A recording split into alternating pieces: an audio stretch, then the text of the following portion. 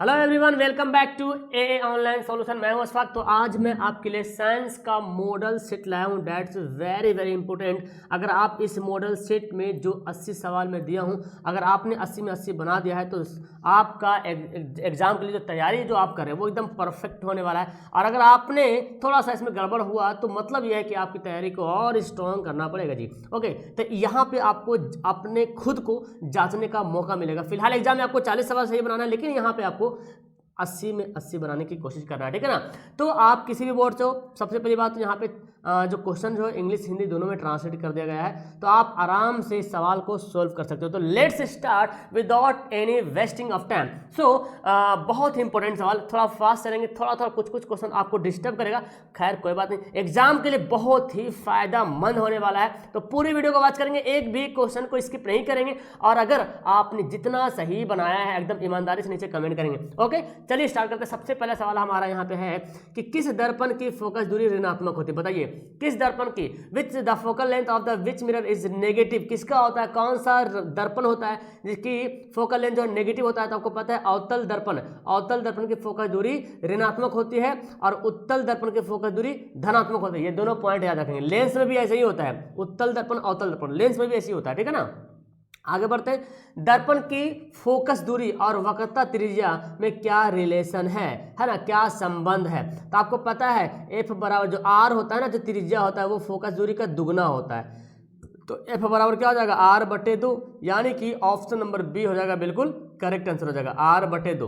ठीक है, नेक्स्ट सवाल है सामान्य दृष्टि के लिए स्पष्ट न्यूनतम दूरी। सामान्य दृष्टि के लिए मतलब हो गया कि थोड़ा मिना मतलब जिसका आंख एकदम सही है, सामान्य नॉर्मल जिसका आंख है उसके लिए न्यूनतम दूरी कितनी होनी चाहिए, कम से कम 25 सेंटीमीटर, है ना जी। 25 सेंटीमीटर नॉर्मल डिस्टेंस है, नॉर्मल दूरी है। Okay, option number B. Next सवाल है श्वेत प्रकाश का कौन सा रंग है, यानी कि जो व्हाइट लाइट होता है ना, व्हाइट लाइट, उनमें कौन सा कलर है जो किसी प्रिज्म में से गुजरने के बाद सबसे कम झुकता है। तो आपने अगर आपने पढ़ा होगा ये जो प्रिज्म है, प्रिज्म में से जो लाइट गुजारिएगा तो इस तरह से लाइट गुजरता है ना। और यहाँ पे सबसे नीचे में आता है वॉलेट, क्या होता है, वायलेट कलर आता है, ठीक है, यानी कि बैगनी कलर आता है। तो बैगनी तो पूरा झुका हुआ है और सबसे ऊपर में रेड आता है ना। तो सबसे कम कौन झुका हुआ है भाई साहब, सबसे कम तो लाल झुका हुआ है, लाल सबसे कम जो लाल झुका हुआ है। और सबसे ज्यादा कौन झुका हुआ है, देखिए बैगनी जो सबसे नीचे है ना एकदम झुका हुआ है बैगनी।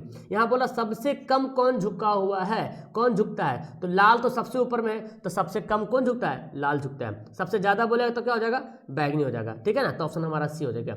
नेक्स्ट है आंख, मानव आंख की रेटिना द्वारा बनाई गई छवि होता है, ठीक है ना। यानी कि मानव के आंख में जो रेटिना पे जो फोटो बनता है वो फोटो जो है किस प्रकार का बनता है। तो आपको पता है मानव की रेटिना पे जो है एक रियल और इन्वर्टेड मतलब वास्तविक और उल्टा प्रतिबिंब बनता है जी, है ना। तो ऑप्शन क्या हो जाएगा, बी यहाँ पे राइट हो जाएगा। नेक्स्ट सवाल पढ़ते हैं, छठा सवाल। आकाश का रंग नीला प्रतीत होता है, यानी कि आकाश का रंग जो नीला दिखाई देता है, क्या कारण है।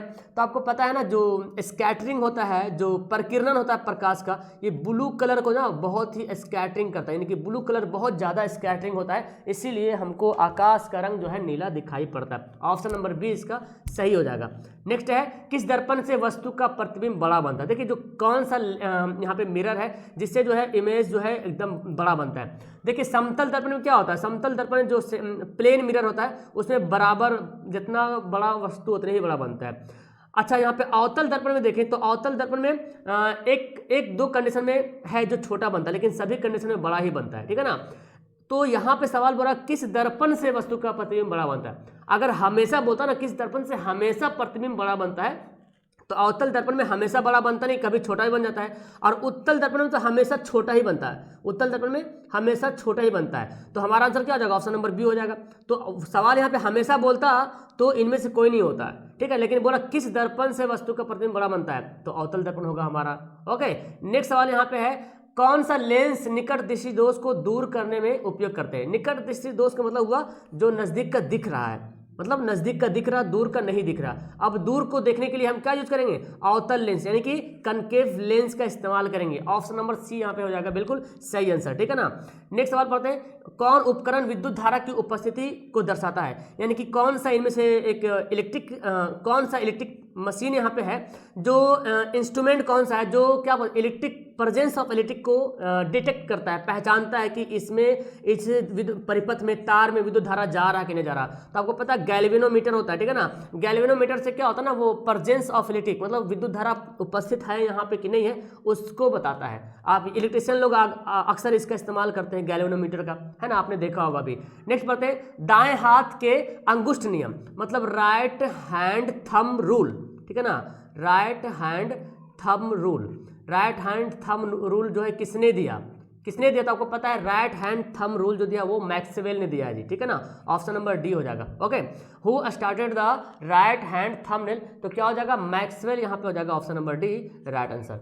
नेक्स्ट पढ़ते हैं विभवांतर का एसआई मात्रक क्या है, यानी कि potential SI unit of potential difference, उसका एसआई मात्रक क्या होता है? तो वोल्ट होता है। विभवांतर का एसआई मात्रक वोल्ट होता है। अब तक तो मेरे ख्याल से आपने बहुत अच्छे तरीके से बनाया होगा, थोड़ा सा एक अलग सवाल था, खैर कोई दिक्कत नहीं।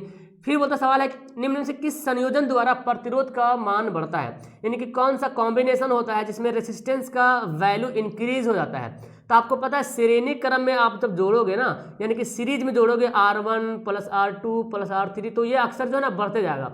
लेकिन पैरेलल में ऐसा होता नहीं, पैरेलल में 1/R1 1/R2 1/R3 करके ऐड करते हैं, तो वहाँ तो वैल्यू घट जाएगा ना।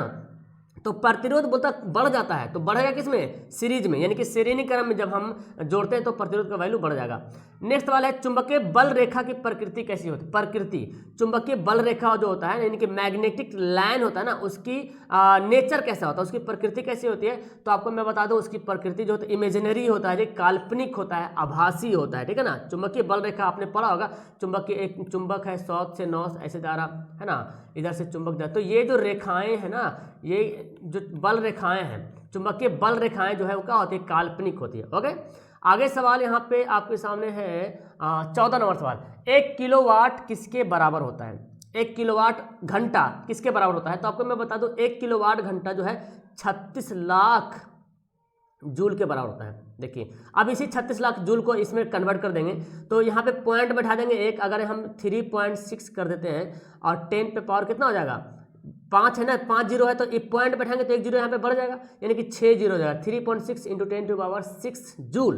ओके, 1 किलोवाट घंटा के बराबर होता है। नेक्स्ट है नवीकरणीय ऊर्जा का स्रोत क्या है, यानी कि रिन्यूएबल, जिसको हम नया कर सकते हैं, बार बार इस्तेमाल कर सकते हैं जी। देखिए नाभिकीय ऊर्जा को एक बार इस्तेमाल करेंगे फिर खत्म हो जाएगा, है ना, फिर हमको उसके लिए करना पड़ेगा।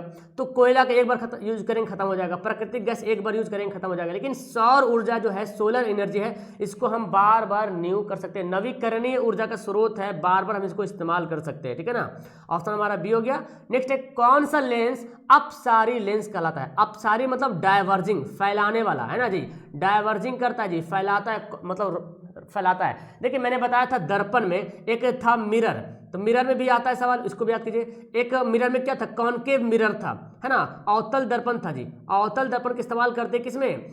भट्टी में, प्रकाश को इकट्ठा करने के लिए। इकट्ठा मतलब कन्वर्जिंग करने के लिए, है ना, कन्वर्ज मतलब जमा करना, तो कन्वर्जिंग करने के लिए अवतल दर्पण का इस्तेमाल करते हैं, इसलिए इसको बोलते हैं अभिसारी। कन्वर्जिंग मतलब अभिसारी, और दर्पण लेंस जस्ट उल्टा होता है। तो दर्पण में अवतल है जो अभिसारी करता है, और लेंस में क्या होगा? अवतल क्या करेगा? अपसारी करेगा, ठीक है ना।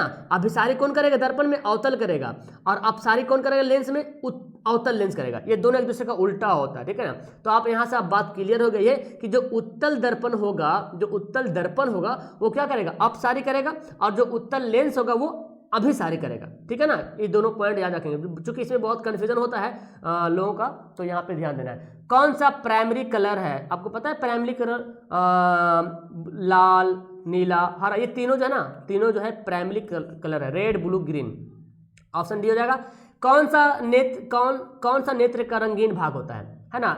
नेत्र का रंगीन भाग आंख का जो है क्या बोलते हैं? कलर जो भाग होता है, जो आंख का होता है ब्राउन, रेड, किसी का ब्राउन दिखेगा, किसी का ब्लैक दिखेगा, किसी का भूरा कलर होता है, किसी का लाल कलर होता है, किसी का ग्रीन होता है, वो आयरिस का कमाल होता है जी, ठीक है ना। आयरिस जिसको परितारिका कहते हैं जी, हिंदी में परितारिका, इसी में कलर सबका चेंज होता है, ठीक है ना। तो ऑप्शन क्या हो जाएगा? डी हो जाएगा। नेक्स्ट 1 हॉर्स पावर, 1 HP किसके बराबर होता है? तो 1 हॉर्स पावर जो होता है बाबू वो होता है 746 वाट, ठीक है ना, 746 वाट के बराबर होता है। ओके, ऑप्शन नंबर क्या हो जाएगा, ए यहाँ पे हो जाएगा बिल्कुल करेक्ट आंसर। सॉरी थोड़ा सा नीचे दिख नहीं रहा होगा, तो खैर यहाँ पे कन्वर्ट आप कर सकते हैं, देख सकते हैं। नेक्स्ट सवाल है विशालक शीशा, जिसको बोलते हैं मैग्नीफाइंग ग्लास, है ना, विशालक शीशा। अब देखिए यहाँ पे बच्चा कंफ्यूज हो जाएगा, मैग्नीफाइंग ग्लास तो मैंने पढ़ा नहीं सर कभी सर। देखिए कुछ भी नहीं है। मैग्नीफाइंग ग्लास क्या होता है, आपने स्टोमन बॉक्स या ज्योमेट्री बॉक्स में देखा होगा, छोटा सा रहता है, यहाँ पे लंबा सा, और इससे क्या करते हैं हम, छोटा छोटा जो अक्षर लिखा है उसको बड़ा बड़ा करके दिखाता है। तो आप इसको समझ सकते हैं, जो आपका सूक्ष्मदर्शी होता है, सूक्ष्मदर्शी में भी वही लेंस इस्तेमाल होता है जो इसमें होता है, जो ग्लास में होता है, ठीक है ना। तो सूक्ष्मदर्शी में जो लेंस होता है उतना ही लेंस होता है, और मैग्नीफाइंग जो ग्लास होता है जिसे मैग्नीफाई करते हैं, छोटे छोटे चीज़ों को बड़ा बड़ा करके देखते हैं। किताबों में अक्सर बहुत लोग पढ़ते हैं ना, छोटे छोटे चीज़ें रहता है उसको बड़ा करके पढ़ते हैं, तो उसमें जो है उत्तल लेंस का इस्तेमाल किया जाता है। क्लियर है, सवाल समझ में आ रहा है आप लोग को। जब किसी चालक तार से विद्युत धारा प्रवाहित करते हैं तो गतिशील कण क्या होता है, मतलब ये तार है, इस यहाँ पे हम स्विच को ऑन किया तो इलेक्ट्रिक करंट जो है फ्लो होने लगा, बिजली बहने लगा। तो जो बिजली जो फ्लो हो रहा वो क्या फ्लो हो रहा, तो एक्चुअली उसमें जो इलेक्ट्रॉन है, इलेक्ट्रॉन जो है बहने लगता है, ठीक है ना, जिसके कारण हमको करंट लगता है, बिजली मिल जाता है, लाइट जलता है, बल्ब जलता है, ठीक है ना। ऑप्शन क्या हो जाएगा, डी हो जाएगा। नेक्स्ट सवाल है एम्पियर घंटा मात्रक। देखिए सवाल ना कैसे घुमा के पूछता है, और बंदा थोड़ा सा अगर डीपली नहीं पढ़ेगा ना, थोड़ा सा अंदर जाके नहीं पढ़ेगा तो उसको बहुत नुकसान होने वाला है, क्योंकि सवाल इतना ऐसे पूछता है कि बंदा कंफ्यूज हो जाएगा। देखिए एम्पियर घंटा मात्रक आपने पढ़ा है, नहीं पढ़ा होगा, हाँ पढ़ा है लेकिन आपको याद नहीं। देखिए मैं बताता हूँ, एक फॉर्मूला होता है Q बराबर, क्या फार्मूला होता है, आई टी, Q बराबर आई टी, है ना, मतलब आवेश बराबर आई टी। आई क्या है, ये आई तो धारा है ना, आई तो विद्युत धारा है। अब विद्युत धारा का मात्रक क्या है, एम्पियर, अरे विद्युत धारा का मात्रक एम्पियर है। और टाइम का मात्रक सेकंड होता है, लेकिन यहाँ पे घंटा बोला तो घंटा में नापेंगे तो घंटा भी हो सकता है, ठीक है ना। आवर बोले तो आवर भी हो जाएगा, मतलब ये क्या है, ये एक आवेश का मात्रक है। यहाँ पे घंटक जहाँ पे आपका सेकेंड भी बोल सकते हैं, एम्पियर सेकेंड भी बोला जा सकता है, एम्पियर मिनट भी बोला जा सकता है। तो सब किसका है मात्रक यार भाई, आई क्यूट किसका है, आवेश का है, यानी कि चार्ज का है। तो ऑप्शन क्या आ जाएगा यहाँ पे, बी हो जाएगा बिल्कुल राइट आंसर। नेक्स्ट है कौन सा वाट मात्रक वाट के बराबर है। देखिए भाई फिजिक्स का बहुत गजब का सवाल, तो देख रहे हैं यहाँ पे फिजिक्स का जो इलेक्ट्रिक टाइप का जो सवाल है ना, वो थोड़ा सा बच्चों को कंफ्यूजन में डालता है, तो इसको थोड़ा ज़्यादा जोर देना, ठीक है ना। वाट, देखो पावर का फॉर्मूला तो होता है P बराबर W बाई टी। यहाँ पे पावर है, P for power, W for work, T for time, लेकिन यहाँ पे जो है ना, यहाँ पे मात्रक के रूप में दिया हुआ ऑप्शन है मात्रक।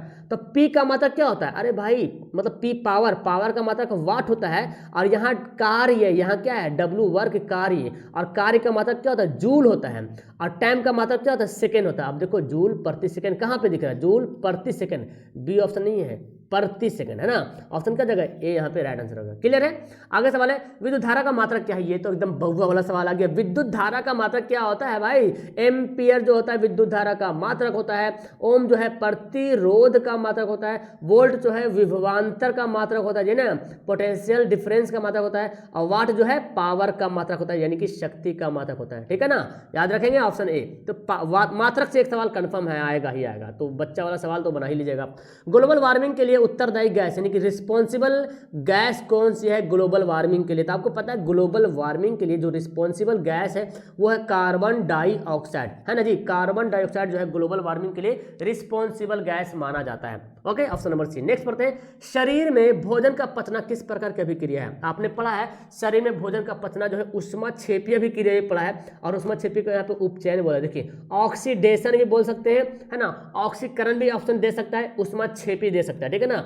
तो तीनों सेम भाई बहन आपस में है। शरीर में भोजन का पचना जो है कौन सी विक्रिया है, ऊष्माक्षेपी यानी कि उपचयन। ओके, चलिए बहुत मज़ेदार का सवाल दिख रहा है। तो बच्चे अगर आपने इसको बना लिया ना तो खैर आपकी तैयारी बहुत अच्छी होगी, बिकॉज सवाल एकदम गुड क्या होता है, क्रीम सवाल है।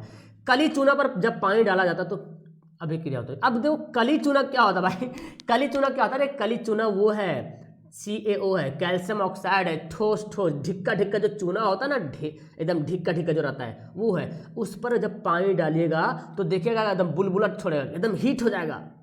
तो हीट होगा क्या होगा, गैस निकलेगा, और जिस अभिक्रिया में ऊष्मा निकलता है उसको क्या बोलते हैं, ऊष्माक्षेपी बोलते हैं। हाँ क्या बोलते हैं, एक्सोथर्मिक, है ना, ऊष्माक्षेपी बोलते हैं। ऑप्शन नंबर ए, ठीक है ना। तो अब इसी से देखिए एक सवाल दे दिया है यहाँ पे, चलिए पहले इसको देखते हैं। कौन सबसे अधिक अभिक्रियाशील है, सबसे ज्यादा रिएक्टिव कौन है, सबसे ज्यादा अधिक अभिक्रियाशील कौन है। तो यहाँ पे देखिए ये जो ऑप्शन दिख रहा है ना, ये तो ऐसे ही जान रहे हैं कि कॉपर यहाँ पे ज्यादा, क्योंकि ये जो ना Hg क्या है, पारा है, ये तो और नीचे है, ये भी नीचे है और ये भी, सबसे नीचे यहाँ पे गोल्ड है। तो यहाँ पे इस ऑप्शन में जो है कॉपर ज़्यादा विक्रियशील है। ऐसे तो पोटेशियम जो होता है सबसे ज़्यादा विक्रियशील तत्व माना जाता है पोटेशियम। ओके, याद रखिएगा, ये भी सवाल कभी कोई पूछता है। देखिए चूना जल का रासायनिक सूत्र क्या है भाई साहब? चूना जल वही जब CaO में जब हमने H2O मिला दिया है ना, कैल्शियम ऑक्साइड में जब पानी मिला दिया तो यहाँ पे हो गया CaOH2, कैल्शियम हाइड्रो ऑक्साइड बन गया। यही इसी को बोलते हैं चूना जल। ऑप्शन नंबर डी है ना, इस तरह से पढ़ने की जरूरत है आप लोगों को। चलिए, कोई विलयन लाल लिटमस को नीला करता है, लाल को क्या करता है? नीला करता है, तो उसका pH मान क्या होगा? देखो, जो विलयन लाल को नीला करता है उसको क्षार कहते हैं। वो विलयन क्या होगा? क्षार, यानी कि अल्कली बोला जाता है, और उसका pH मान 7 से ज़्यादा होगा। 7 से ज़्यादा मतलब देखिए 11 भी तो 7 से ज़्यादा है, 10 भी 7 से ज़्यादा है, मतलब ए और बी दोनों क्या हो जाएगा? बिल्कुल करेक्ट आंसर हो जाएगा। और जो नीला को लाल करेगा वो क्या हो जाएगा? अम्ल कहलाएगा। ठीक है ना। एल्काइन में कार्बन कार्बन के बीच कितने सह संयोजक बंधन होते हैं? एल्काइन ग्रुप पढ़े होगा आप। एल्काइन, देखिए एल्काइन में ट्रिपल बॉन्ड होता है, कार्बन कार्बन के बीच ट्रिपल बॉन्ड होता है। तो मैंने बताया था कार्बन कार्बन के बीच ट्रिपल बॉन्ड होता है एल्काइन में। और एल्केन में क्या होता है बाबू? एल्केन में कार्बन कार्बन के बीच सिंगल बॉन्ड होता है। और एल्कीन में जो है कार्बन कार्बन के बीच डबल बॉन्ड होता है। ठीक है ना, डबल बॉन्ड होता है। ये तीनों में से कोई भी सवाल पूछा जा सकता है, एकदम अच्छी तरीके से पढ़ना है। ग्लूकोज का आणविक सूत्र क्या होता है भाई साहब? ग्लूकोज का सूत्र ये आपको याद रखना है। ग्लूकोज का सूत्र C6H12O6। ये देखिए क्या है? ये है ग्लूकोज का सूत्र है। ओके, ऑप्शन नंबर क्या हो जाएगा? ए बिल्कुल राइट हो जाएगा। नेक्स्ट पढ़ते हैं यहाँ पे, उच्च वसीय अम्लों के सोडियम लवण कहलाते हैं। जो उच्च वसीय अम्ल होता है ना, उच्च वसीय अम्ल, लंबी श्रेणी वाले जो अम्ल है उसके सोडियम लवण को क्या कहते हैं? साबुन कहते हैं। तो अगर आपने डीपली पढ़ा होगा केमिस्ट्री, ये वाला सवाल, ये वाला लेसन नंबर 5, तो आराम से बना लीजिएगा। ठीक है ना। उच्च वसीय अम्ल, साबुन और अपमार्जक में जो डिफरेंट है ना, जो सब्जेक्टिव क्वेश्चन साबुन और अपमार्जक में क्या डिफरेंस है, तो वहां से आपको ऑब्जेक्टिव निकल गया। इसलिए मैं बोलता हूँ सब्जेक्टिव पे अगर ज़्यादा फोकस करते हो ना तो ऑब्जेक्टिव ऑटोमेटिक बहुत सारा क्लियर हो जाएगा जी। CHO, देखिए CHO ये किसका फंक्शनल ग्रुप है? तो आपको पता है CHO एल्डिहाइड का है ना, एल्डिहाइड का फंक्शनल ग्रुप है। एल्कोहल का क्या होता है? OH होता है ना, एल्कोहल का OH होता है जी। ठीक है ना। और कीटोन का क्या होता है? कीटोन का CO होता है। ठीक है ना। तो ऑप्शन क्या हो जाएगा? एल्डिहाइड हो जाएगा। CHO किसका? एल्डिहाइड का। नेक्स्ट पढ़ते हैं जी, आवर्त सारणी के किसी आवर्त में बाएं से दाएं जाने में तत्वों की परमाणु त्रिज्या क्या होगा? परमाणु त्रिज्या, अब देखो परमाणु त्रिज्या आकार पे डिपेंड है। आकार बढ़ेगा तो परमाणु त्रिज्या बढ़ेगा। जानते हैं ना, जैसे छोटी सी कोई वृत्त है, ये इतने बड़ा वृत्त है तो इसका त्रिज्या भी छोटा रहेगा। इतना बड़ा वृत्त कर देंगे तो त्रिज्या का हो जाएगा? बढ़ जाएगा। मतलब आकार छोटा तो त्रिज्या छोटा, आकार बड़ा तो त्रिज्या बड़ा। ठीक है ना। मतलब की है कि बाएं से दाएं जाने पे परमाणु आकार क्या होगा? तो बाएं से दाएं जाने पे परमाणु आकार घट जाएगा। ठीक है ना। इस बात को एकदम याद रखना आप लोगों को कि अगर बाएं से दाएं जाते हैं, ओके, बाएं से दाएं अगर आप जाते हैं तो इसका आकार क्या हो जाएगा? घट जाएगा। बहुत ही इंपॉर्टेंट, बाएं से दाएं जाएगा तो हाँ आकार घट जाएगा। और अगर ऊपर से नीचे आएंगे तो आकार बढ़ेगा, ऊपर से नीचे आएंगे तो आकार बढ़ेगा। ठीक है। अब यहाँ पे बोला क्या जा रहा? कौन अधातु गुण के अनुसार बढ़ते क्रम में सजाएं? बढ़ते क्रम में मतलब असेंडिंग ऑर्डर में अरेंज करना। अधातु जो क्या बोलते हैं उसको यार, मेटेलिक कैरेक्टर जो होता है ना, नॉन मेटेलिक कैरेक्टर होता है, उसको बढ़ते क्रम में सजाना है। अब देखिए यहाँ पे सिंपल से आपने याद किया है hydrogen, helium, lithium, beryllium, boron, carbon, nitrogen, oxygen, fluorine, neon. तो अगर आपने याद किया हो तो बहुत आसानी से बना पाए। देखिए फ्लोरीन अधातु है, लेकिन उससे पहले इस सब देखो, इस सब के सब अधातु है। आप hydrogen, helium, lithium, hydrogen, helium, lithium, इस ऑप्शन में हाइड्रोजन भी नहीं है, इस ऑप्शन में हीलियम भी नहीं, लिथियम है। तो भाई लिथियम से ही शुरू करेंगे ना। जो पहले नंबर पे 3 नंबर पे आ रहा है वो कम अधातु वाला हो। जैसे जैसे आगे बढ़ते जाएंगे अधातुओं का गुण जो है बढ़ते जाएगा। तो यहाँ पे देखो फ्लोरीन से, तीनों फ्लोरीन से शुरू, और तीनों में से कौन होगा? ये कौन है? ABC कौन है? B वाला होगा। लिथियम है, फिर बेरिलियम है, कार्बन है, ऑक्सीजन है, फ्लोरीन है। ये सब बढ़ते जा रहा, जैसे जैसे आगे बढ़ रहा परमाणु संख्या बढ़ रहा, अधातु का गुण बढ़ रहा। ठीक है ना। Option number B। नेक्स्ट पढ़ते हैं, सिलिकॉन क्या है? तो आपको पता है सिलिकॉन जो है एक उपधातु है। क्या है? उपधातु। सिलिकॉन क्या है? सिलिकॉन जो है उपधातु है, मेटोलाइड है। ओके, ऑप्शन नंबर C यहाँ पे राइट हो जाएगा। नेक्स्ट है, कौन विद्युत धनात्मक तत्व है? अब इसको देखो, यहाँ पे सवाल कुछ भी पूछा जा सकता है, धनात्मक तत्व या ऋणात्मक तत्व। जो तत्व इलेक्ट्रॉन को त्यागता है वो धनात्मक कहलाता है। जैसे देखिए सोडियम, सोडियम का क्या होता है? 2 8 1 होता है ना इलेक्ट्रॉनिक विन्यास। तो एक को त्याग देगा ना, ये एक को त्याग देगा, तो एक को त्याग देगा तो क्या हो जाएगा? ये विद्युत धनात्मक तत्व बन जाएगा। कॉपर कार्बन ऐसा करता नहीं है। क्लोरीन तो ग्रहण करता है ना, क्लोरीन के क्या होता है 2 8 7 होता है, तो एक तो ग्रहण करेगा तो इसमें -1 बन जाएगा ना, 1 माइनस। फास्फोरस तो ये तो अलग है, फास्फोरस क्या है 15 2 8 5, तो ये तो और 3 ग्रहण करेगा, तो जो ग्रहण करेगा ऋणात्मक होगा, जो त्यागेगा वो क्या होगा धनात्मक होगा। जैसे पोटेशियम देखिए तो 2 8 8 1 होता ना, तो पोटेशियम को जब एक दे देगा, एक तो हटा देगा ना, एक तो त्याग देगा, क्योंकि इसको 8 ही बनना है, तो एक तो त्याग देगा, तो त्यागेगा तो क्या होगा पोटेशियम जो है विद्युत धनात्मक तत्व बन जाएगा। तो ऐसे याद रखें, विद्युत धनात्मक तत्व जो त्यागेगा धनात्मक, जो ग्रहण करेगा ऋणात्मक। टिहरी बांध का निर्माण किस प्रदेश में किया गया है, बहुत इंपॉर्टेंट सवाल। टिहरी बांध का निर्माण जो है उत्तराखंड में किया गया जी, ठीक है ना। भारत का सबसे लंबा बांध भी बना था, टॉलेस्ट बांध ऑफ इंडिया। ओके, नेक्स्ट है किरोसिन तेल में डुबाकर किसको रखते हैं, किस धातु को किरोसिन तेल में डुबाकर रखा जाता है। ओके, तो ऑप्शन आपको दिख रहा होगा शायद, है ना, नीचे दिख रहा हो। किरोसिन तेल में डुबा किसको रखते हैं, सोडियम को जो है किरोसिन तेल में डुबा के रखते हैं। और एक आपका है क्या फास्फोरस, इसको जो है पानी में डुबा कर रखते हैं, है ना। फास्फोरस, पीला फास्फोरस को पानी में डुबा के रखते हैं। लाल फास्फोरस को जानते हैं माचिस की तिल्ली में जो होता है। तो हमारा नेक्स्ट सवाल, अपमार्जक से बनाए जाते हैं, अपमार्जक से क्या बनता है, Surf Excel, shampoo, easy Surf. तो अपमार्जक से तीनों चीज बनाया जाता है। ओके, अपमार्जक से, अपमार्जक मतलब डिटर्जेंट यार, देखो डिटर्जेंट हर बच्चा जानता है, लेकिन अपमार्जक नहीं जानता है। हाँ, हिंदी वाले भी डिटर्जेंट सब जानता है, अपमार्जक नहीं पता है। डिटर्जेंट नाम सुनते आए, इसलिए थोड़ा इंग्लिश को भी जानना जरूरी है ना, हिंदी के साथ इंग्लिश भी जानना जरूरी, ताकि कहीं कहीं आपको इंग्लिश भी हेल्प करेगा। सौर सेल में किसका उपयोग करते हैं, देखिए यहाँ पे सोलर सेल हो गया, किसका, प्लास्टिक का या यूरेनियम का, सिलिकॉन का, प्लेटोनियम का। तो सिलिकॉन, हाँ सिलिकॉन का इस्तेमाल करते हैं सौर सेल में। जो सौर सेल जो सोलर होता है, जिसको बोलते हैं सोलर, बैटरी चार्ज का होता है जिससे इलेक्ट्रिक आता है, हाँ इसमें जो है ना सिलिकॉन का इस्तेमाल किया था। Option number B. नेक्स्ट है जी, खाना बनाने वाले ईंधन कौन नहीं है, ऑप्शन दिखा दूं मैं, इनमें से कौन जो है खाना बनाने वाला ईंधन नहीं, मतलब जिससे खाना नहीं बनता है। तो बायोगैस से खाना बनता है जी, कोयला से भी बनता है, एलपीजी से बनता है। सीएनजी से खाना नहीं बनता है, सीएनजी से गाड़ियां चलती है जी, वाहन, बड़े बड़े शहरों में आप देखिएगा सीएनजी इस्तेमाल होता है गाड़ी में, है ना। तो सीएनजी से कंप्रेस्ड नेचुरल गैस होता है और जिससे वाहन चलाया जाता है, और ये लिक्विड पेट्रोलियम गैस होता है जो हम लोग खाना बनाते हैं बायोगैस से, कोयला से, ठीक है ना। तो ऑप्शन ए हो जाएगा। देखिए ये बोलता क्या, कौन सी अभिक्रिया इनमें से कौन सा है। अब यहाँ पे देखिए कॉपर अलग है ना, कॉपर में जाके ऑक्सीजन क्या हो गया, जुड़ गया। देखिए कॉपर में ऑक्सीजन आके क्या हो गया, जुड़ गया। तो कॉपर में ऑक्सीजन आके जुड़ गया, जब ऑक्सीजन का योग होता है, जब ऑक्सीजन का योग होता है उसको क्या बोलते हैं, ऑक्सीकरण बोलते हैं। और जब ऑक्सीजन को त्यागेगा तो अवकरण हो जाएगा। तो क्या हो रहा है यहाँ पे, ऑक्सीकरण हो रहा है, यानी कि ऑक्सीडेशन बोलेंगे। ऑप्शन नंबर ए बिल्कुल यहाँ पे राइट होगा। आगे सवाल बोलता है कौन इनमें से संतुलित समीकरण है, पहचानिए। बैलेंस इक्वेशन कौन इनमें से नहीं है, कौन इनमें से बैलेंस इक्वेशन नहीं है। अब देखना पड़ेगा किसमें, सब दोनों तरफ देखना पड़ेगा, दोनों तरफ परमाणु संख्या बराबर है कि नहीं। यहाँ पे देखिए हाइड्रोजन 2 है, यहाँ पे देखिए हाइड्रोजन 2 है, क्लोरीन 2 है, देखिए क्लोरीन 1 है, क्लोरीन भी 2 है। ये जो 2 है ना, हाइड्रोजन के लिए भी है, क्लोरीन के लिए भी है, तो ये तो है।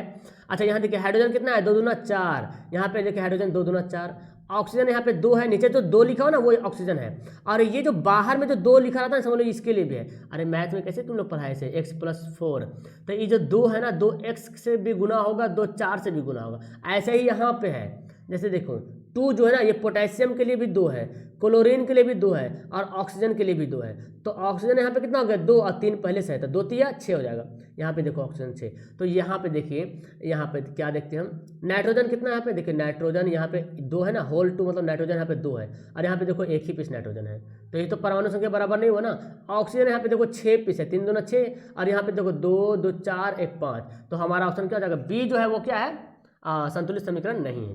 ओके, चलिए नेक्स्ट बोलता है कौन उदासीन विलयन है। उदासीन विलयन का पीएच मान क्या होता है, उदासीन विलयन का पीएच मान 7 होता है ना। और क्षार विलयन का पीएच मान जो है 7 से अधिक होता है, और जो अम्ल होता है उसका पीएच मान जो है 7 से कम होता है। याद रखेंगे इस बात को, सवाल पूछा जाता है। ये भी सवाल बहुत इंपॉर्टेंट, इसको तो आप तुम लोग रट ही जाओ, है ना, मतलब इसको इतना बार बनाए तुम लोग याद हो जाएगा। दुर्बल अम्ल कौन है, यानी कि वीक एसिड, है ना, कमजोर एसिड जिसको बोलते हैं। तो option A, option B, option C, ये है स्ट्रॉन्ग एसिड है जी, स्ट्रॉन्ग, परबल है ना, ये परबल अम्ल है, एकदम याद कर लो। और ये जो देख रहे हैं ना, ये ही है दुर्बल अम्ल, है ना, एसिटिक अम्ल जो है, ये ऑप्शन क्या है, सी नंबर जो होगा वो दुर्बल अम्ल है, वीक एसिड है। नेक्स्ट है क्रायोलाइट, किसका है, इसका है, देखिए क्रायोलाइट, बॉक्साइट, क्रायोलाइट, कोरंडम, ये किसका है, एल्यूमिनियम का है जी, है ना जी। बॉक्साइट, क्रायोलाइट और कोरंडम एल्यूमिनियम का है। मैग्नीशियम का एक अयस्क का नाम बताता हूँ, डोलोमाइट, डोलोमाइट याद कर लीजिएगा, डोलोमाइट। लोहा को तो जानते हैं ना, हेमेटाइट, हेमेटाइट होता है लोहा का, हेमेटाइट, सीडेटाइट। ओके, नेक्स्ट है पोटेशियम की परमाणु संख्या। तो भाई साहब पोटेशियम की परमाणु संख्या पता है आपको 19 होता है ना, अभी मैंने बताया था 2 8 8 1, तो इससे भी पता कर सकते हैं। पोटेशियम और कैल्शियम का तो 20 होता है, तो 19 किसका हो गया, पोटेशियम का हो गया। मजा आ रहा है तुम लोग को पढ़ने में, नीचे कमेंट करना। फॉर्मिक अम्ल का IUPAC नाम क्या है। सवाल तो एकदम धाकड़ धाकड़ सवाल दिया भाई, इसमें जो बंदा पार हो गया ना इसलिए इस वीडियो को, वो हर कोई सवाल बना लेगा, मतलब बहुत अच्छा सवाल यहाँ पे। फॉर्मिक अम्ल का IUPAC नाम क्या है। IUPAC नाम से 1-2 सवाल आता ही आता है। तो फॉर्मिक अम्ल का IUPAC नाम है मेथेनोइक अम्ल। जो फॉर्मिक अम्ल जो है चींटी में, चींटी के डंक में और मेटल के डंक में, मेटल में और बिच्छू के डंक में फॉर्मिक अम्ल पाता है। एथेनोइक अम्ल ये किसका IUPAC नाम है, एसिटिक अम्ल का, है ना। एसिटिक अम्ल का जो है IUPAC नाम एथेनोइक अम्ल है। तो ये पूछा जा सकता है सवाल में कोई भी। आगे पूछते हैं एथाइल एल्कोहल का सूत्र क्या होता है। एथाइल एल्कोहल ठीक एकदम इजी है। एथेन का सूत्र आपको पता है, एथेन का सूत्र क्या होता है, C2H6, है ना। अब ई जो है ना, H हाइड्रोजन 6 पीस है ना, तो हाइड्रोजन को कर दो 5 पीस, और इसमें जो है एल्कोहल का कार्बोक्सिल समूह जोड़ दो। एल्कोहल में जो होता है ना फंक्शनल ग्रुप, उसमें जोड़ दो C2H5OH। देखिए जिसमें OH जोड़ देंगे एल्कोहल बन जाएगा, तो सब में OH जुड़ा हुआ है। लेकिन आपको देखना है ना, एथाइल है, एथाइल सेकंड नंबर पे आता है, तो सेकंड नंबर तो यहाँ आ रहा, भाई साहब यहाँ भी आ रहा, यहाँ भी आ रहा। और ये देखो, ये वही किया, कुछ नहीं हटाया है, तो बुड़वक है ये हटाना पड़ेगा, क्योंकि एक हाइड्रोजन यहाँ से आ गया ना, तो हाइड्रोजन 6 हो गया इसका, ऑप्शन सी। नेक्स्ट है जी, एल्काइन कौन है।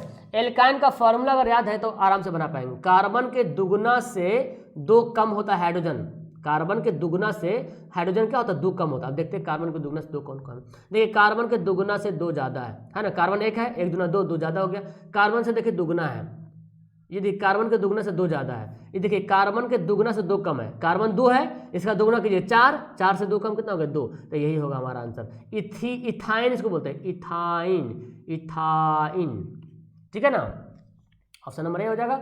चीनी का सूत्र बताइए फटाफट फटाफट। चीनी का सूत्र क्या होता है, C6C12H2211। देखिए ये चीनी का सूत्र है ना, बहुत ही इंपॉर्टेंट सवाल है चीनी का सूत्र। आगे बढ़ते हैं जी, एसिटिलीन में कार्बन कार्बन के बीच सहसंयोजक बंधन होता है। अब देखिए एसिटिलीन आपसे पूछ लिया गया है, मतलब एसिटिलीन, सर एसिटिलीन तो हम पढ़े नहीं है। एक्चुअली एसिटिलीन क्यों दिया है, इसका साधारण नाम क्या है जी, है ना। तो पहले एसिटिलीन का IUPAC नाम जाना पड़ेगा कि एसिटिलीन किसका IUPAC नाम, भाई एसिटिलीन का IUPAC नाम क्या है। तो एसिटिलीन का IUPAC नाम मैं बता दूं, इथाइन। अब आ गया आइन, आइन, एल्काइन, है ना जी, एल्काइन। एल्काइन में भी पढ़े 3 बॉन्ड होता है, हो गया। कितना आसान सा सवाल है, बस आपको थोड़ा सा मेहनत करना पड़ेगा। शरीर के श्वसन के अध्ययन के लिए किसका उपयोग करते हैं। देखिए ये सवाल थोड़ा सा अलग आ गया। श्वसन जो होता है ना, रेस्पिरेशन, जिससे पता चले कि हाँ यार जो बीज होता है ना वो कार्बन डाइऑक्साइड छोड़ रहा कि नहीं छोड़ रहा। तो अंकुरित जो बीज होगा ना, जो गर्मिनेटिंग जो सीड होगा ना, जो अंकुरित बीज होगा, उसी से पता, उसी का उपयोग अध्ययन किया जाता है कि ये अंकुरित बीज है CO2 गैस ले रहा कि नहीं ले रहा, है ना, क्योंकि बीज से ही तो पौधा बनेगा, तो ऑप्शन बी हो जाएगा। नेक्स्ट है, मानव वृक्क किस प्रणाली का हिस्सा है। जो मानव का जो किडनी है, जो वृक्क है, वो किस सिस्टम का पार्ट है जी। तो आपको पता है वृक्क जो है एक्सक्रेशन करता है जी, मतलब उत्सर्जन करता है ना। ऑप्शन हो जाएगा सी, वृक्क का काम क्या है, उत्सर्जन काम करना, ऑप्शन नंबर सी। नेक्स्ट पढ़ते हैं, पौधे में जाइलम, कितना बच्चा वाला सवाल, बबुआ वाला सवाल। जा से जाइलम, जा से जल, जल बोले तो पानी। जाइलम का क्या काम है, पानी पहुंचाना, है ना, पानी को एक जगह से दूसरी जगह, जड़ से निकाल के पूरा पौधे के पूरा शरीर में पहुंचाना, पानी, है ना।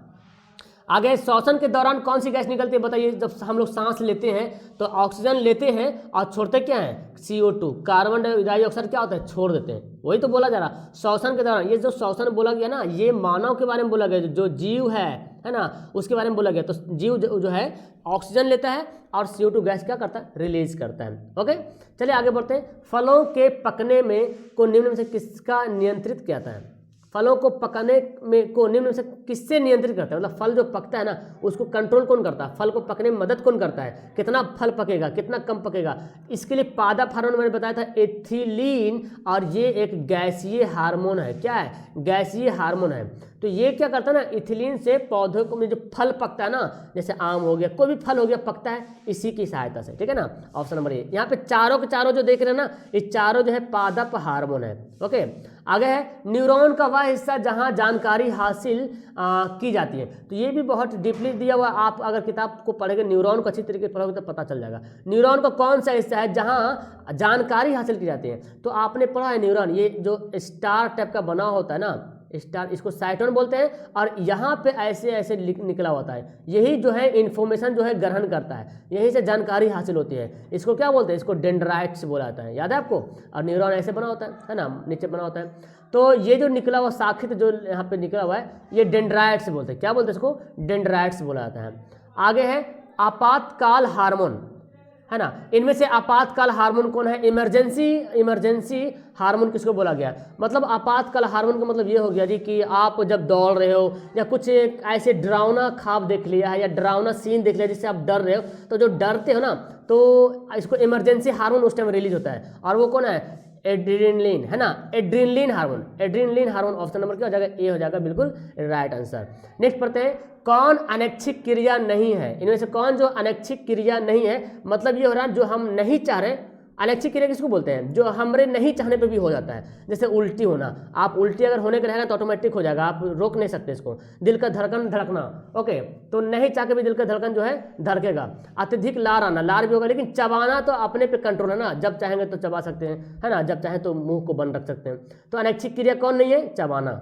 चबाना जो ऐच्छिक क्रिया है। आगे है, मानव में गर्भ की अवधि कितनी होती है, यानी कि जो पीरियड होता है ना ह्यूमन में, पीरियड, तो उसकी अवधि कितनी होती है। जो माताएं बनती है ना, तो अपने गर्भ में बच्चों को कितने दिन तक पाल के रखती है, तो वो है लगभग 9 महीना। तो 9 तिया 27, 9 महीने तो जानते हैं, बोलते ना हमने 9 महीना तो तुमको पाल के रखा पेट में, तो 9 तिया 27, 270 दिन। लेकिन यहाँ पे थोड़ा ज़्यादा आगे पीछे होता है, ठीक है ना। तो 9 यहाँ पे 270, यहाँ पे ऑप्शन नंबर ए। कहीं कहीं 280 भी लिखता है जी, कहीं कहीं 280 भी लिखता है, ठीक है ना। तो 270 यहाँ पे 9 महीना जोड़ा जाए तो 270 दिन आपका आ जाएगा, ठीक है ना। तो हमारा ऑप्शन ए ही ज़्यादा सटीक होना चाहिए। ओके, नेक्स्ट पढ़ते हैं, गंगा एक्शन प्लान कब शुरू हुआ। गंगा एक्शन प्लान जो है कब शुरू हुआ, गंगा एक्शन प्लान, इसको बोलते हैं GAP, गंगा एक्शन प्लान। तो ये हो गया था 1985 में, कहीं कहीं 1986 भी लिखता है, लेकिन याद रखो 1985 में गंगा एक्शन प्लान शुरू हुआ था, GAP, गंगा एक्शन प्लान, है ना। चलिए आगे सवाल है, मुकुलन द्वारा अलैंगिक जनन किसमें होता है, मतलब इनमें से कौन है जिसमें मुकुलन के द्वारा अलैंगिक जनन होता है, किसमें होता है, ईस्ट में होता है। ऑप्शन नंबर क्या हो जाएगा, ए, यहाँ पे बिल्कुल यहाँ पे राइट आंसर हो जाएगा, जिसमें मुकुलन के द्वारा अलैंगिक जनन होता है। आगे सवाल है, कौन सी बीमारी श्वसन तंत्र से संबंधित है, यानी कि इनमें से कौन सी बीमारी है जो रिस्पायरेटरी सिस्टम से रिलेट करता है, यानी कि रिस्पायरेटरी सिस्टम को नुकसान पहुंचाता है, उसी के से रिलेट करता है। ओके, तो कौन कौन है, टीबी जो बीमारी होता है वो रिस्पायरेटरी सिस्टम को खराब करता है। निमोनिया, ये तीनों जो है ना, ये दोनों जो है ऑप्शन नंबर बी और सी दोनों जो है श्वसन तंत्र से संबंधित है, यानी कि इसी को इफेक्ट पड़ता है। देखे होंगे आप, निमोनिया होता है सीना धक धक धक फेंकता है, टीबी भी होता है तो सीना पे इफेक्ट पड़ता है, श्वसन तंत्र पे मतलब नुकसान पहुंचाता है और उससे संबंधित भी है। मनुष्य और अन्य मांसाहारी जीव किसका पाचन नहीं कर सकता। तो हम लोग ना बहुत कुछ ऐसा चीज़ खा लेते हैं खाना में, जैसे साग सब्जी में जो रेशेदार टाइप का होता है उसको सेल्यूलोज बोला जाता है, जो पच नहीं पाता है ना, जो बॉडी में पच नहीं पाता है, मनुष्य बॉडी में जो वो पच नहीं पाएगा। तो जो हम लोग खाना खाते हैं ना, तो बहुत से सेल्यूलोज भी खाना जरूरी है, क्योंकि अंदर में इसकी सेल्यूलोज रहेगा तब तो अंदर में और बहुत कुछ रहेगा, तो वो जो उसके माध्यम से बाहर निकल पाएगा। तो ऑप्शन नंबर हमारा बी यहाँ पे राइट हो जाएगा, ठीक है ना। जो भी मांसाहारी जीव जंतु है ना, वो सेल्यूलोज को पचा नहीं पाता है। ब्रेन हैमरेज का मुख्य कारण क्या है, आपको पता है ब्रेन हैमरेज कब होता है, कब ब्रेन हैमरेज होगा, जब आप हाइपर टेंशन हो जाओगे, ज़्यादा जब सोचोगे, ज़्यादा टेंशन लोगे ना, तो ब्रेन हैमरेज हो जाएगा, ऑप्शन नंबर सी, है ना जी। तो ज़्यादा टेंशन लेने वाली जरूरत नहीं है। परजीवी पादप का उदाहरण क्या है, परजीवी पादप मतलब क्या हुआ, परजीवी और पादप मतलब पेड़ पौधा। आपने पढ़ा सर पेड़ पौधा, तो पेड़ पौधे जो 100 पोषी होता है जी, अपना भोजन खुद बनाता है, लेकिन एक पौधा है कसकुटा नाम का पौधा है, ठीक है ना, वो परजीवी है, मतलब अपना भोजन खुद नहीं बनाता है, वो जीव को खाता है, छोटे छोटे कीट को खाता है, ठीक है ना। ऑप्शन क्या हो जाएगा, बी हो जाएगा। समझ में नहीं आए तो आप कसकुटा को टाइप करके यूट्यूब में देख सकते हैं, गूगल में कर सकते हैं, आपका तो नेट का जमाना है। आगे बढ़ते हैं, हृदय से रक्त को संपूर्ण शरीर में पंप किया जाता है। देखिए शरीर में पंप करने का काम किसका है, शरीर में जो रक्त पंप करता है, हृदय से पूरा शरीर में जो पंप करता है, पंप करने का काम जो है निलय का होता है, ठीक है ना।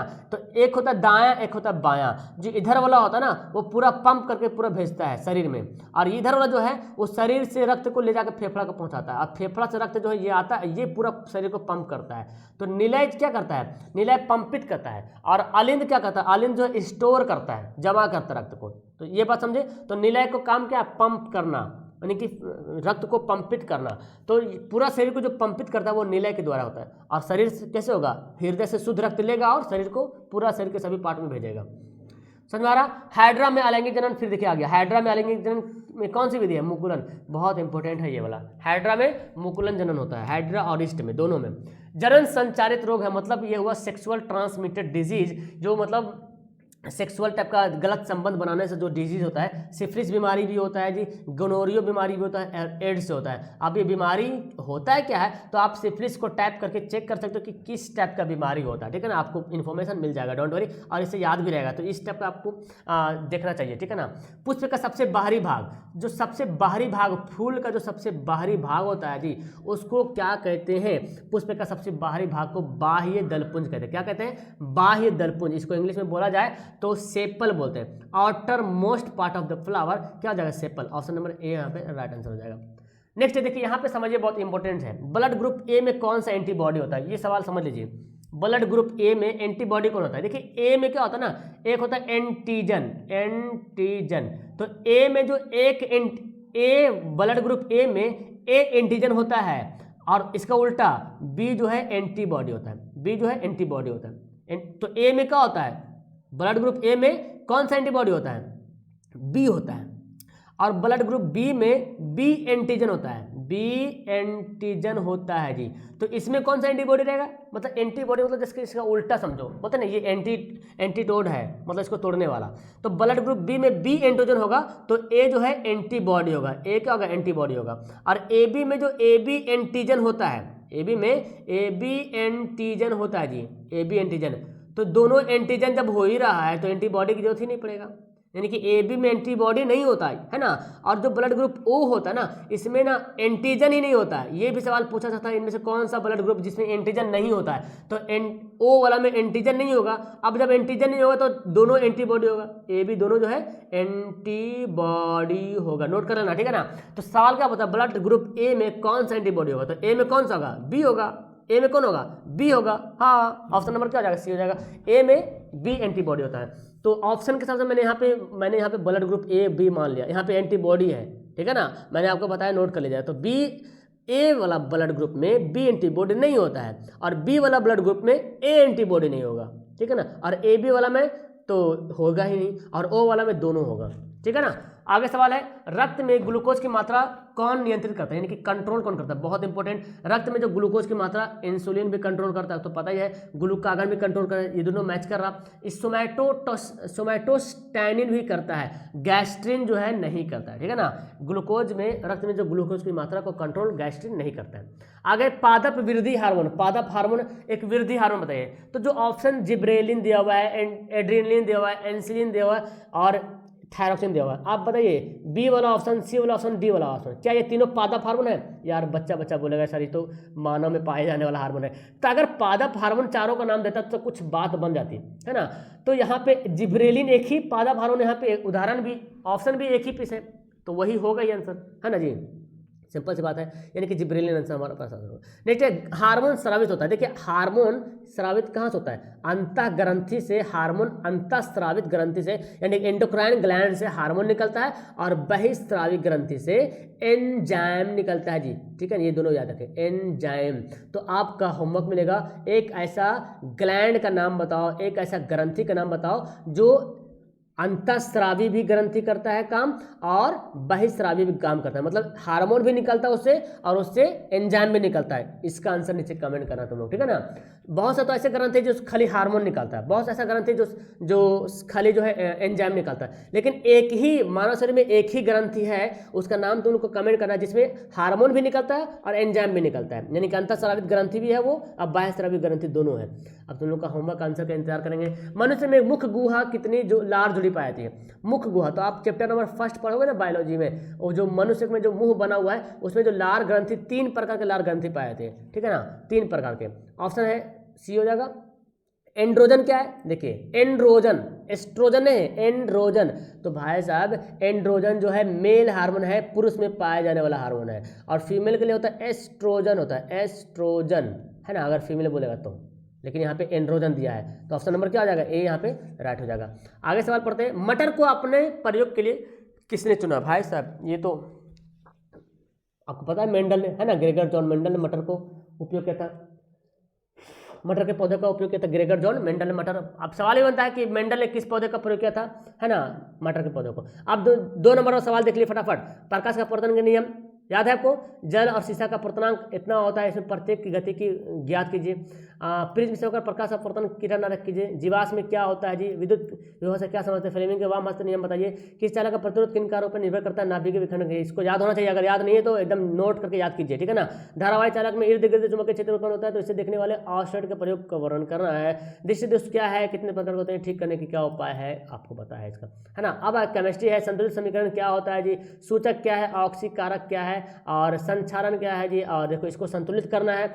नेक्स्ट यहाँ पे सहसंयोजक बंधन क्या है, भस्म में अम्ल, 2 अंतर बताना है। जातीय सजातीय श्रेणी क्या होता है जी। लॉन्ग सवाल, जस्ता के मुख्य अयस्क का नाम लिखिए, जस्ता के अयस्क के साथ निष्कर्षण बताइए, है ना। और प्राकृतिक संसाधनों के संरक्षण एवं प्रबंधन से आप क्या समझते हैं। फिर बायोलॉजिक सवाल आ जाएगा, किण्वन क्या है, श्वसन और प्रकाश संश्लेषण में क्या अंतर है, पैरामेशियम में भोजन कैसे पहुंचता है जी, जीवों के लिए पोषण क्यों आवश्यक है, दीर्घरोम क्या है, और इथिलीन, मैंने इसमें से बहुत सारा ऑप्शन बताया, आंसर बता दिया है। इथिलीन को फल पकने वाला हार्मोन क्यों कहा जाता है, प्रकाशनवर्तन क्या है, समजात अंग में की परिभाषा उदाहरण से दीजिए। और देखो तंत्रिका तंत्र की रचनात्मक कीजिए, तंत्रिका तंत्र न्यूरॉन, और पराग कण किसे कहते हैं, उदाहरण दीजिए। तो इतना सवाल अगर बनाते हो तो 100 में 100 80 नंबर आपके लिए कंफर्म हो जाता है। फिलहाल मुझे ऑब्जेक्टिव में बताओ कि ऑब्जेक्टिव में आपने कितना बताया है, कितना आपने ऑब्जेक्टिव में सही आंसर किया है, और ये भी मुझे बताओ कि सब्जेक्टिव कितना आंसर आपको याद है। ओके, याद नहीं तो गाइड वाइड में खोजो सवाल और याद करना शुरू कर दो। ओके, और वीडियो को पढ़ने में कैसा लगा नीचे कमेंट करना, और कमेंट आपके लिए जरूरी है। और लाइक तो मैंने करना भूल गया यार, इस वीडियो को कम से कम आपको 3000 लाइक पर करना, 3000 लाइक प्लीज़। तो आप लोग जितने सारे बंदे देख रहे हो ना, 3000 लाइक कंप्लीट करो, ताकि मेरा मोटिवेशन बढ़ेगा और मैं जो और इस तरीके से वीडियो को लाने की कोशिश करूँगा। तो और मैंने जो सवाल पूछा होमवर्क, उसका आंसर भी आपको कमेंट करना है, कैसे लगी वीडियो वो भी कमेंट करना है, कितना आपने सही बनाया सब एक ही बार कमेंट करना है, ठीक है ना। Okay, that's all, thank you everyone, मिलते हैं नेक्स्ट वीडियो में, बब्बा, अपना ख्याल रखना, ओके।